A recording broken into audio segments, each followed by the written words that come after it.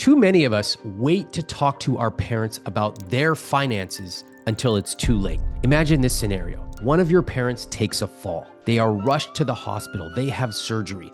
A nurse walks in to discuss some of your options. But your parents, of course, are too groggy to respond. And on your mind, you want the best for them. And you're also thinking about the financial ramifications. How are we going to cover it? What do my parents even want? But when it comes to their money, you can't access it. You are not legally allowed. There's two-factor authentication rules, signature matching rules. You call the bank and they won't let you in, even though you are following your parents' wishes. A similar situation happened to Beth Pinsker, a financial journalist who just released her new book dedicated to helping people walk through the difficult realities of caring for aging parents. Now, I've spent 20 years helping millions of people take control of their money. I've got multiple New York Times best-selling books and even a Netflix show. But this topic is something that is hot on people's minds, and we don't know how to handle it. So today in this video, we're going to break down the exact conversations, documents, and strategies you need before something like this happens to you, including the 3 legal must-haves that most people skip and they wish they had done earlier. How to talk to your parents about their money plans without them becoming defensive, and the real reason why most parents' financial plans are out of date, and how most of their documents will not hold up when they most need them to. So let's jump right in, starting with the first thing I want you to remember. Don't wait for a crisis to start these conversations. The biggest mistake that families make with aging parents and money is waiting to talk about it until it's too late. Here's what happens. Maybe mom falls and breaks her hip. You rush to the emergency room. The doctor walks in, says she needs surgery, followed by 24-hour care. That's when you realize you have no idea where her important documents are. You don't know her bank passwords, you can't access her accounts, and your siblings are calling you asking what the plan is. You are making 6-figure decisions at 4 a.m. while your mom is on medication, and probably you haven't slept in a long time. But there is a different way. Having conversations earlier does give you more options. So how do you start these conversations without your parents shutting down? First, start small.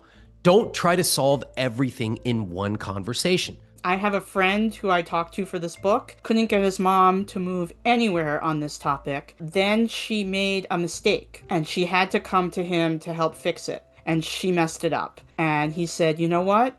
I can help you with this. I'm good at finances. Why don't you let me take over this one task for you, and then we'll see how it goes. If you can, find one task, one little point to connect on that can open the door to everything else. So you don't have to try to force it all in one conversation. This is a process. You will be talking about this for a long time. That should give you a big sense of relief. I don't need to get every answer today. I just want to open the door. Second, use curiosity as your entry point. You might be hanging out with your family during the holidays. What if that presents a natural entry point to digging deeper about what your loved ones want? One thing is to break out the family photo album. Express some curiosity about the family history. And it's a great way to get somebody talking and also preserve some memories. Get out the video camera or your phone or whatever and, ask about stuff. Ask about the people in the pictures. Ask about the tchotchkes on the mantle. I want to tell people, just ask questions. Just get them on video, looking at pictures, telling you who the people are and the really, really old ones. People talk about that sort of stuff. That's Grandma Joe. Where is Grandma Joe buried? How did you deal with it when Grandma Joe died? What's going to happen then with you? Are you going in that same place? What do you want to have happen to you? And when they start telling those stories, you spin them forward. And I'll show you the exact word-for-word scripts that you can use later in this video. Third, lead with vulnerability. Here's a script that works to open up these conversations. You might say something like, I was talking to my friend the other day, and their mom actually had a fall. They didn't have any idea where her important documents were, and it made me realize, if something happened to you, where would I even start? Or let me give you another approach. This one is more curiosity-driven. Hey, I want to talk about something, and I know it might be a little uncomfortable, but I've been thinking about if something happened to you, and if it was hard for you to live alone, what would you want? Have you ever thought about it? Would you want to come live near me? I realize I've never really asked you what you want. And I want to point out a couple of things in that script. Notice that first phrase, I know this might feel uncomfortable. There is a lot of power in acknowledging the elephant in the room. In other words, don't be weird. If you are going to talk about an uncomfortable conversation, sometimes just naming the feeling diffuses that and lets everyone go, this is weird. Okay, now let's get to it. Then this last part of the script, I realize I've never actually asked you what you want. Why I really love this script is you are telling your parents why you are asking. And the answer is you care about them. And you are admitting you haven't been curious about this in the past, but you are now. It lets you open up this conversation in a really beautiful, connective way. So preparing for these conversations before you need them is incredibly powerful. But having these conversations is just the first step. Because even if your parents agree to talk, you can very easily find yourself locked out of the decision-making process and actually unable to help them execute their wishes. Let's talk about how to change that. The 3 documents you need before anything happens. Now, you might think, hey, they're my parents. If something happens, I will make the right decisions for them. You're their kid. Of course you can access their accounts and you can tell the doctors and the banks what needs to happen, right? Wrong. The harsh reality is that without the right legal documents, institutions can treat you like a legal stranger to your own parents. You need legal documents in order to help them. You can't just walk into a bank and take care of your neighbor's finances. And in the same way, you can't take care of your parents' finances that way either. They are legal strangers to you. Yeah, so that moment came for me of hitting that brick wall of no from the legal and financial system 4 days into caregiving. My mom had an operation on Tuesday. On Friday, the caregivers needed to be paid. And my mom was just out of surgery. She couldn't lift her arms. She couldn't sign anything. And I had sitting there with her checkbook and a pen saying, what do I do? Do I take her hand and ink out some kind of signature? Banking system is so sophisticated these days. They have signature matching. They have voice recognition on the phone calls. They have 2-factor authentication on everything. You can't just pretend to be somebody anymore in this day and age. It just doesn't work. I didn't know what to do, and I was stuck. Here's what Beth learned the hard way. And this actually will save you years of pain. You need 3 things in place before anything unfortunate happens to your parents. And if you wait until something happens, it might make it much more difficult, sometimes impossible, to actually help them. Here are the 3 things you need to secure. The first 2 are durable power of attorney and a healthcare proxy. Power of attorney allows you to legally make financial decisions for your parents, and a healthcare proxy allows you to make decisions that are medical in nature. Here's how Beth breaks it down. If I should become incapacitated, I want my son or daughter or whomever to be able to do things for me. Say mom has dementia and you need to, far along into the illness, you need to put her in a nursing home. So if you're power of attorney, you can sell that house for her and use that money to pay for the nursing home. But if you don't have that document and mom has dementia and can't make that decision, you're going to have to go to court to do that. There's no other way to do it. And then you have to be accountable to the court until the person dies. So this is kind of like you can download this thing for free from the internet, or you can pay $18,000 and go to court and spend a year of your life dealing with it. Once you get these 2 documents in place, you can make financial or medical decisions for your parents if they're in a situation where they can't do so themselves. And in case this sounds scary for parents, doing this does not mean signing your rights away. These documents are based on specific conditions that parents set up. And until those conditions are met, it is 100% their decision, not their children. Look at this finger. I was cutting a bagel the other day. I cut my finger. I had to put one of those Band-Aids around it. You think I'm going to sign away my rights to some kid just because I cut my finger? No. By the way, that bagel was delicious and it was worth the bloody finger that I incurred. Apollo's Bagels. Love you. So remember, parents, don't worry that you are signing away all of your decision making. You set the terms of when these documents kick into play.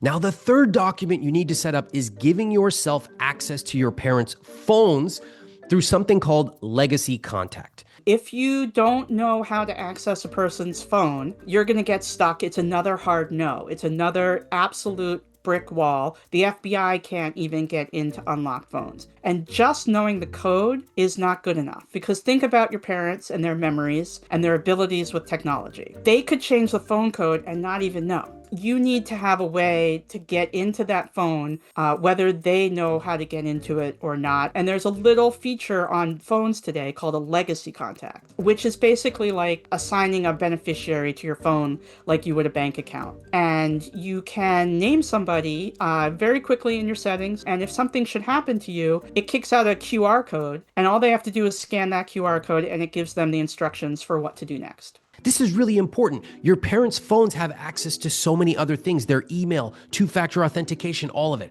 So here's exactly what you need to do today. First, get the durable power of attorney and healthcare proxy. Get your parents to sign them, get them notarized at a bank or a pharmacy or even online, and they are good to go.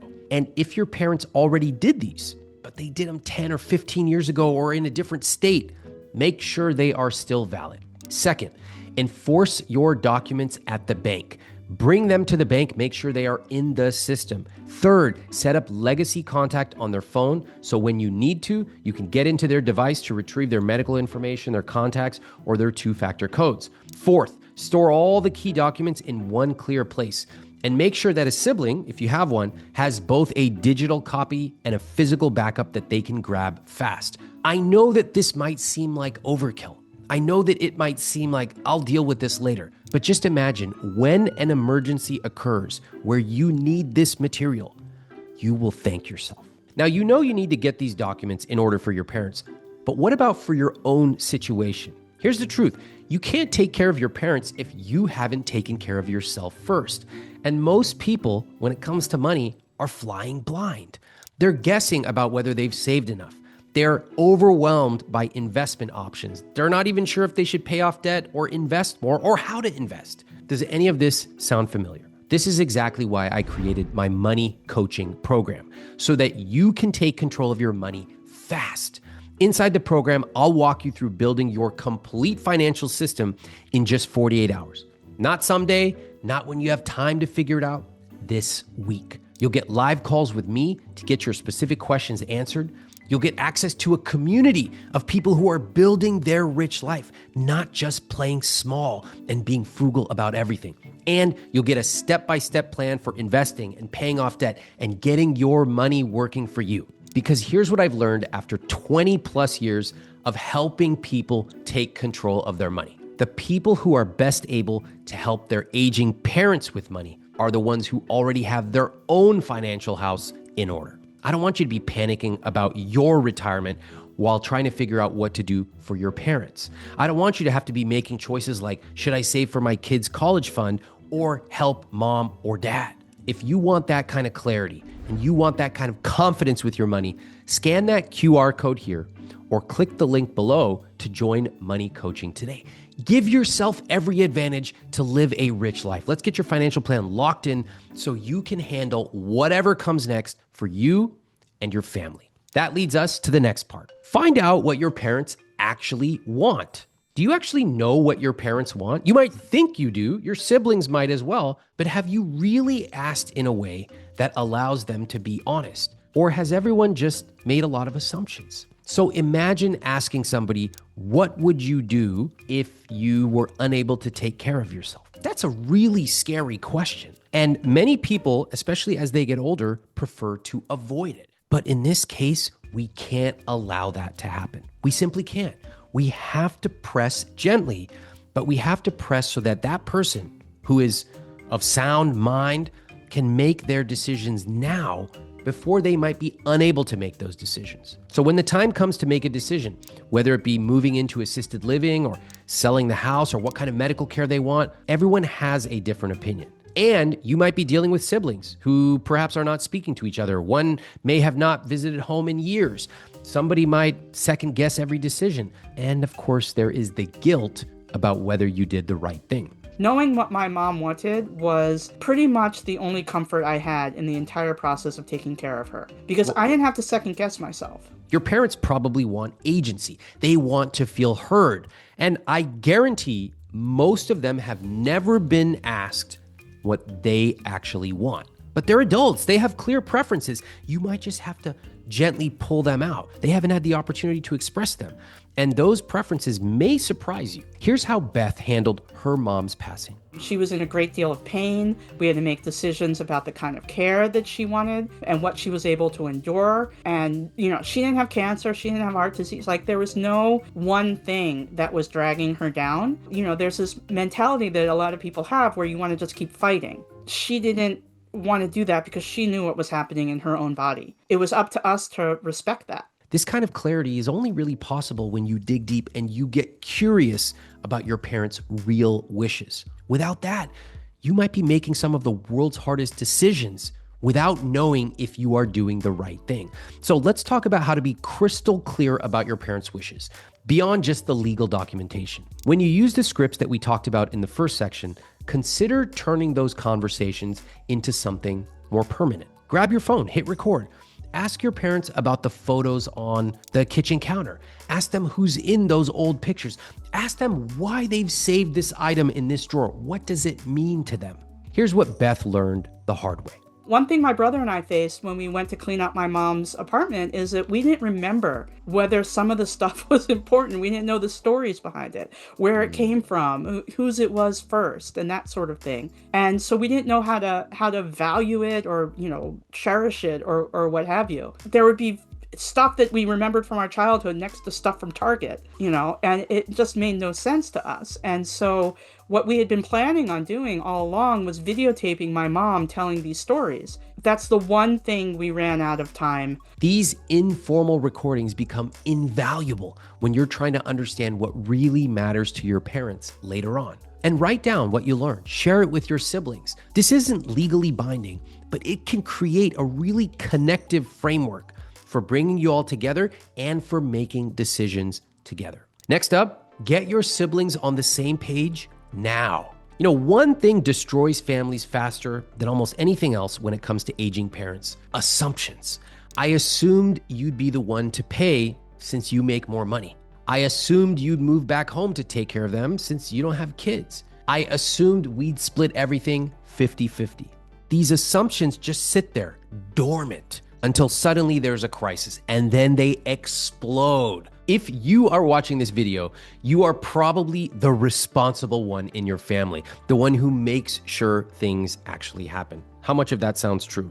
Probably a lot of you are. But the identity that you have probably has to shift from peacemaker, your current identity, to agitator. This whole estate planning thing and managing money is everybody's own problem on their own. Will mom have enough money is like, you think, oh, that's her problem. But really, it's your problem. And you need to know if you're the one that they're going to call in an emergency. If the hospital's going to call you, then it's your responsibility. You're the one that's going to be left holding the bag. And so you're the one that's got to be the agitator. Are you ready to adopt the identity of potentially being the agitator? Asking questions that are almost certainly going to create uncomfortable conversations. Are you ready to take that role on? Imagine you've been wearing the same shirt your entire life, and now you have to take it off, gently put it aside, and say, it's time for me to take on a new role. Somebody has to lead, and that somebody is probably you. Here are a few things you need to do to get your siblings on the same page before something unfortunate happens. First, create a family map. Sit down and literally write out who you are responsible for. Your parents, your in-laws, the aunt who may not have children, the neighbor who's always been like family, and then share it with your siblings. Hey, here's who I think we might need to help at some point. Who am I missing? Would you change anything? Second, clarify roles and expectations now. Have a conversation with your siblings about what each of you is willing and able to do. For example, you might ask, can you contribute financially? Can you contribute time? Can you manage the legal documents? And then, here's the key, put it in writing. Send an email after the conversation summarizing what everyone agreed to. Because 6 months from now, when emotions are high, people will remember things differently. So before we talk about what you are actually responsible for financially when it comes to your parents, let me ask you something. How many times have you watched a video like this and you felt motivated to take action? Maybe you left it open in a tab in Firefox and then life gets in the way. Here's what I've learned. The people who actually change their financial lives do not just watch one video and move on. So if you want to keep getting these word-for-word scripts and systems that you may have never heard about, hit that subscribe button right now and turn on notifications. Now, if you are thinking to yourself, am I responsible for my parents' finances? Well, let's talk about it. Maybe your parents have no savings and you're terrified you'll have to choose between taking care of them and your own family.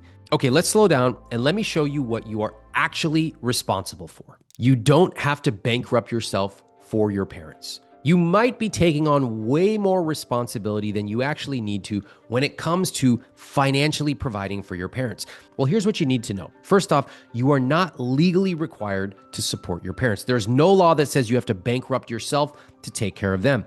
And in the United States, we have safety nets. We have Social Security, Medicaid. There are other options for long-term care. So they won't become destitute and homeless in the US. It's harder and harder these days because of cuts to Medicaid, but they won't go homeless. They are entitled to Social Security, first of all, if they're US citizens and they paid into the system. They are also entitled to Medicaid if they are truly out of assets. If they need nursing care, they will end up in a nursing facility. And for all of you out there worried about your parents who don't seem to have enough, I would say, first of all, get some reality on the picture of how much they actually have, because they might have enough. It might not seem like they do, and it might seem scary because they have one pile of money and they have to make it last. But people tend to make things work somehow. And there might be benefits that your parents aren't using or aren't even aware of. Here's an example. Beth told me about someone who had never signed up for their VA benefits as a veteran. He served in a war, but didn't feel like he was eligible. I was like, that's crazy. You served in a war. That money is there because you served your country. Go sign up for it right now. And they read the chapter in my book about VA benefits, and they went and signed up for it. And then right after that, he got sick. And now he gets a stipend, a monthly stipend from the VA, and 16 hours of a home health aide per week. They're set now. There are a lot more options for your parents than you might think before they tap into their remaining finances or you tap into yours. First off, calculate the reality. What income do your parents have? Do they have Social Security, a pension, any investments? What are their actual expenses? Housing, food, medical care. Get the real numbers. And if you've watched my videos and my podcast, you know that most people don't even know this for themselves. So asking your parents to pull these numbers, you might need to give them a little bit of help. That's okay. You might find out, surprise, that they have more than you think, or you might find out that they have far less. Either way, you need to know the numbers. Second, use your parents' savings for their care. If you or your siblings find that your parents have savings set aside, use it. That's what it's there for. Your parents' savings are there to take care of them. You can spend that money on them, and they can spend that money on their own care. And it's okay for that pile to dwindle. That's what it's there for. And sometimes siblings fight because that money starts to dwindle and they realize that it's going to go all the way to zero and there's going to be nothing left for them as an inheritance. And you know what? Too bad. That money's for your parents. That's their savings. It's not for you. But the worst time to do this, to make these big decisions, is at 2 o'clock in the morning when you can't sleep or right after a phone call with the doctor. Wait until you're calm. Wait until you're well rested to look at them. Third, state your capacity clearly to your family. Let them know how much you are able to help them. This money could go towards them traveling. More likely, it could go towards things like healthcare. And you want to let them know how much you are able to contribute. What this does is it actually puts some of the onus back on them to try to figure out what their plans are. Here's a word-for-word script that you can use. I really appreciate that we've been able to have these conversations about money. Based on what you told me, here is what we can contribute each year. And this number is based on our income and our expenses and our financial goals. So we can give $11,000 per year. That's what we're able to do. And you can use that money however you want. And fourth, research what benefits your parents might qualify for. For example, VA benefits if they served, Medicaid if they are truly out of assets, Social Security if they haven't claimed it yet. These are not handouts. This is money that they have access to and they should take advantage of it. A lot of this can feel overwhelming. We're talking about legal documents and uncomfortable conversations and sibling dynamics.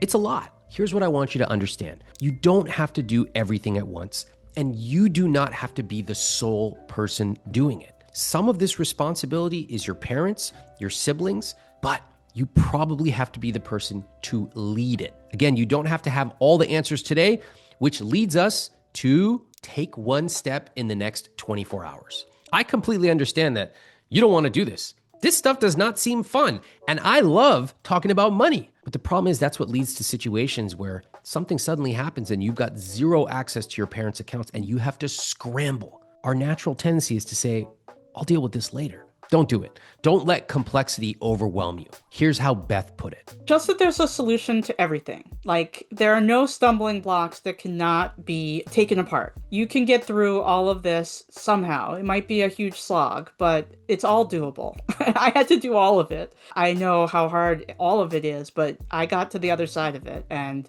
it's all achievable. All achievable. It's not easy, but it is achievable.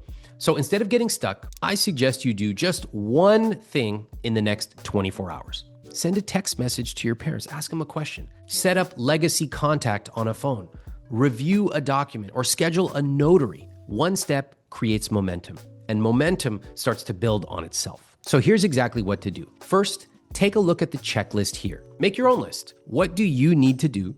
Write it down right now. It doesn't have to be perfect. Just start writing. Second, pick one task from that list and do it in the next 24 hours. You don't have to do everything. Just pick the most achievable task, get it done. And third, bring your siblings into the loop. Send them a text or an email. Hey, I've been thinking about what to do as mom and dad get older, things like their healthcare, their finances. I just set up legacy contact on mom's phone. Have you done this yet? Here's how. And fourth, set a reminder in your phone to revisit this annually. Once a year, check in. Are the documents still current? Have your parents' wishes changed? Do your siblings still agree on the plan? A year from now, you're going to be a year older. Your parents are going to be a year older. And I promise you're going to wish you had started today. And if after starting this process, you start to wonder if your retirement is actually on track, then all you need to do is watch this video to identify what level of financial freedom you're at today and the exact steps to take next.